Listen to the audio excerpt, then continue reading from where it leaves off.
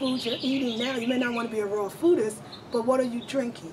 What is the company you're keeping? What are the thoughts that you're keeping? All of this is about sensuality, sexuality, and adornment, and a lot of it can be found through the journey of raw foods, or to what we eat. And so, yeah, I just wanted to inspire you today to not be that woman. Don't be that future woman 20 years from now who has a lot of spiritual knowledge, but you're sick, or you're tired, or you're hurting, or you can't move it like you used to. You don't want, yes, don't be that. Don't be that. And don't be that woman that thinks being beautiful, being sexy, being sensual, and adorning yourself is frivolous. And it's for women who don't care about real issues. You can be beautiful, sexy, and sensual, and be politically aware and savvy, and care about the world and the future.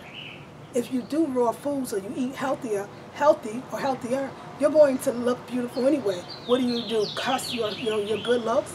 Pretend that they're not there? Your beauty is alluring.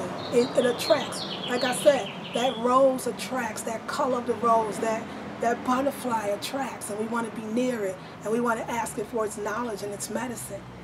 You are that medicine, and you are that knowledge and wisdom, and you are that sexuality, and adornment, and you are that juicy fresh fig, and that beautiful apple, and that delectable orange, and you are that. You know, you are even the sour lemon at times. You are the bitter, you are the sweet, you are the salty, you are the peppery, you are the spicy. You are a goddess.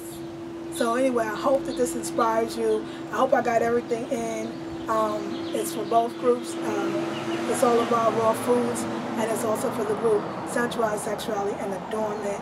And yeah, life is so beautiful, and I'm just, the day represents this beauty, and Ashe.